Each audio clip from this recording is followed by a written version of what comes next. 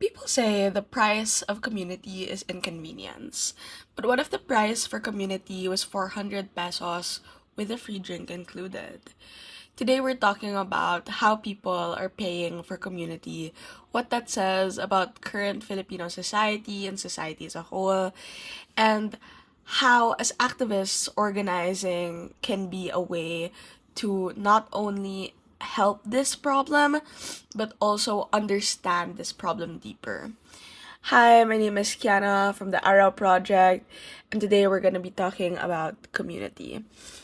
I want to start this video by sharing a very personal story from a couple months ago. So, a little bit about myself. I am really into chess, not necessarily because I thought it was particularly academic or intelligent, mainly just because when I was younger, I used to play chess with my dad every single night. And that was the way me and my dad would kind of collaborate and I guess get along. Me and my dad are really close, but I felt closest to him while we were playing chess. We still play chess once in a while, but my dad now lives in the province and I live in Manila. So this makes it difficult for me to obviously play chess with him. And we are not the online chess kind of family, I fear. I literally cannot look at chess.com for more than 5 minutes without rage quitting. And that's because, I guess, of partially my need for people being in physical spaces with me. And it's always a need for proximity that I've noticed in myself from a very young age. However, this sense of loneliness made me feel like, I needed to fill that gap. So one day I was scrolling on my Instagram and I saw an ad. It was for a chess meetup. And it was on a Saturday night and I said, you know what? Sure, let's do it. I paid 150 pesos. I showed up at the event and I had a pretty okay time. I played chess with a lot of different people. I won a lot, I lost a lot. But I guess my biggest takeaway from that night was I was on the phone with my partner and I was basically telling him what had happened and how I felt like I was really out of practice because I lost a lot in that day and in that round of chess. And he told me, it's okay. Obviously, he gave me that sense of security. But then he asked me, what drink did you get? And I said, oh, I didn't get a drink. It's kind of a bar setting, and I don't drink alcohol. So I said, oh, I kind of just skipped it. And I was like, didn't you pay for this event? Did it not come with a drink? And I said, no, it didn't. And sarcastically, he kind of goes, you paid for community? And I was like, ha ha ha, ha ha, funny. But he was right. I did pay for community. And it did make me question a lot of things in my life. So today we're going to be talking about how that works on a more macro level, but also how it works for people like me who felt lonely and needed a place to be. I'm not here to shame, and I'm not here to make anyone feel bad for paying for community because I understand community is really difficult to maintain and garden and water and watch it grow because you can't decide what other people do. At the end of the day, you only have your actions to account for, and I think that's a lot of why Gen Z kind of decide to choose this route of paying for community. But what do I mean by community? So this is kind of a more general question. And I guess it can mean pretty much anything. It can mean a group of friends, it can mean a book club, it can mean, people with the same interests that meet every so often. It can mean the people in your same building or subdivision. It doesn't, at least to me, have a fixed and hard and fast definition. It can kind of mean just the people you are around and the people you continuously are around at a certain length of time. I want to now pivot to talk about the yearning for community and the aesthetics of communal gatherings. So, I chose for this specific slide a photo of digicams because to me, I've seen so many people be like, okay, let's take a digicam and go to this like communal gathering because admittedly, like community has become a form of aesthetic in younger generations. And that doesn't come from nothing. The WHO, or the World Health Organization, already listed loneliness as an epidemic in young people these days. And I completely understand, isolation has become kind of part and parcel of Gen Z, especially after the pandemic, and we were kind of forced to isolate. But then, after some time, I think isolation also became entrenched in and around social media, in and around kind of the way busy life goes on in these times. And so when people are able to take time out to be in community, to be kind of relaxed and just with people, it's seen as a form of luxury, I think, to be able to afford that community because these days community doesn't just cost time, it costs money, and I think that's what makes it kind of this glamorous thing. I also had a conversation with someone at an event the other day where he was talking about this organization that he was going to join and how they were requiring a 2,000 pesos entrance fee, or basically membership fee. And a lot of organizations charge membership fees even in schools and things like that. And obviously we all know that this is to fund operations. But when we asked this person, parang, what does the organization do? He was like, oh, it's more on networking, it's more on, you know, meeting people, it's more on getting to attend events. And it clicked to me at that time that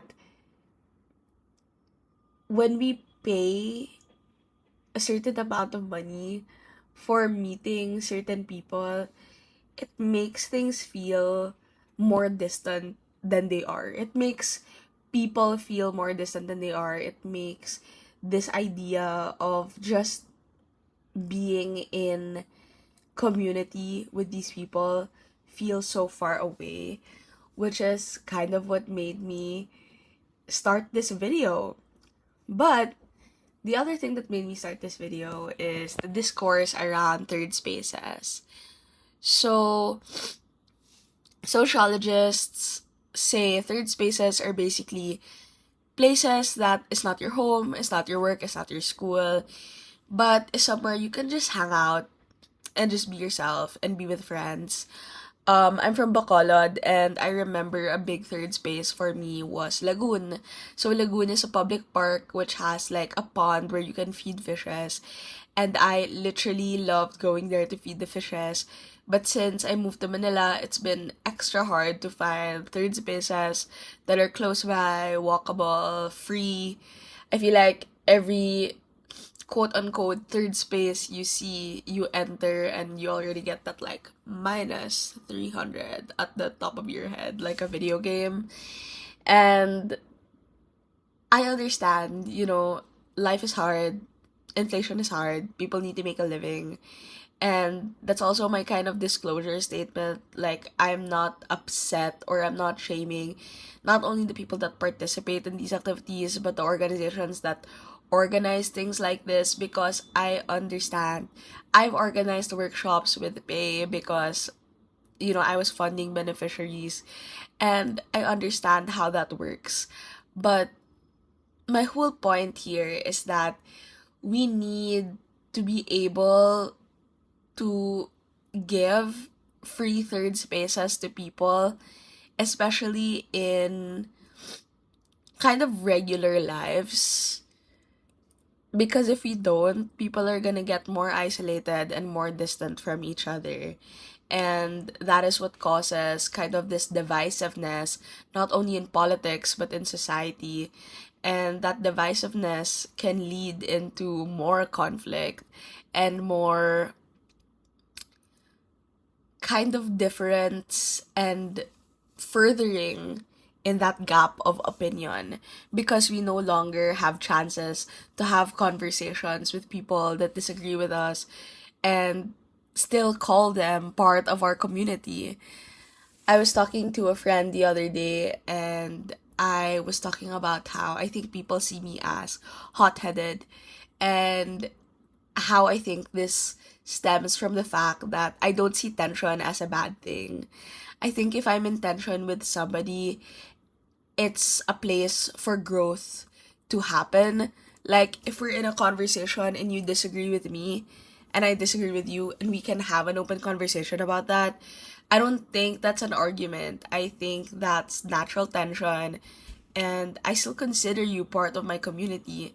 In fact, I consider you more so because you're able to have difficult conversations with me and grow despite, which is, I think, a skill and a practice that a lot of young people are scared of, because we've kind of shied away from this idea of productive conflict. I think conflict in general makes people like flinch, and I completely understand, but I think it's something that we need to learn to be able to hold these community spaces.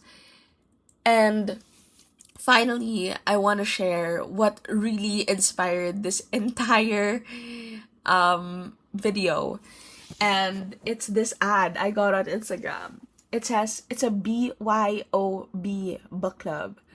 Bring your own book club. So basically, they don't have a set book that you need to read. Like, you literally just bring any book that you're currently reading or that you want to read, and you go there and you read with other people. And this is a great idea until I scroll down to the bottom of the ad and I saw this barely cut off from the ad, 400 with free drink. Like, that was my point of that was my infraction point. Like, what do you mean you're paying 400 for a drink and sitting in a circle with people? Like, you're sitting in a circle with people and parallel playing. Like, you're doing parallel play reading together. What is happening? I just got a call from my mom. What is happening? Like, actually, like, this to me really solidified the idea that humanity is getting lonelier and lonelier, and whenever a problem arises, there will be people that are ready to profit off of that problem. And I, once again, do not shame these kinds of organizations, because I understand it's a gap, and if it's filled, it's always better to have more community than less, even if it is paid. But my call to action here is that, as activists, as people who care for the people around them, it should be part of our trade to be able to organize communities, not only for a goal, but also just for being there for each other, just for knowing of each other's existence, being able to say hi in hallways, being able to, bro, what is happening? Being able to just like be around one another, you know? And I want to share some things that the Araw Project has been doing lately as a form of trying to organize our community. So, in my last video, I shared a donation link to donate to the Consortium for Philippine Development in hopes to gather funds for the recent 7.8 magnitude earthquake in Mindanao. We actually messaged that organization to ask if we could help them raise funds, specifically raise in-kind donations from our side of town. So their drop-off point was basically about an hour away. So I wanted to create a drop-off point here in this area. And we were able to do it, guys. That was me just this morning. Like, I'm wearing the same shirt. Um, and yeah, I got this box. I put duct tape on it. I painted this fabric that is literally from an old skirt. And I want to tie this video up by saying that community is kindness. I was so happy to interact with everyone who was inquiring about the donation box, and the kindness was really everywhere. The kindness was in the big organization that is helping, obviously, donate the goods to Mindanao. The kindness was in them looking at a new and budding organization like the Araw Project and trusting us and working with us, being open to that. Kindness was in the cafe in Taft where we were able to put up the donation box and they let us do it for free. They were so accommodating and so sweet. And kindness was in the guard at SM that let me get a balikbayan box for free instead of paying for it because I told him that it was for communities in Mindanao, even though it was kind of against the rules of SM or the mall in general. Kindness is in every person who reached out to ask. Kindness is in anyone who's shared the posts, the call for donations. Kindness is really all around us, and I think it's important that we remember that and remember that most people also are looking for community. And most people are also just as scared as we are to reach out and be the person to embarrass themselves. But, on an individual level, if you don't consider yourself an activist, if you're not somebody who likes organizing community, embarrass yourself on an individual level, like, do it. Message that person that you think is cool and tell them, hey, I think you're cool. We should hang out sometime. Or uh, talk to that person you really like their insight of in class and say, hey, I really appreciated what you shared. Like, we should connect on social media or meet in person sometime. And it's hard. It's so difficult to embarrass yourself in that way. And it's something I'm still learning. But it's how we build community and it's how we get it for free. So thank you so much for watching. I so appreciate you staying this long if you have. Please do comment like your thoughts and opinions. It would mean the world to me if you could like, subscribe to all that fun stuff. That's nice.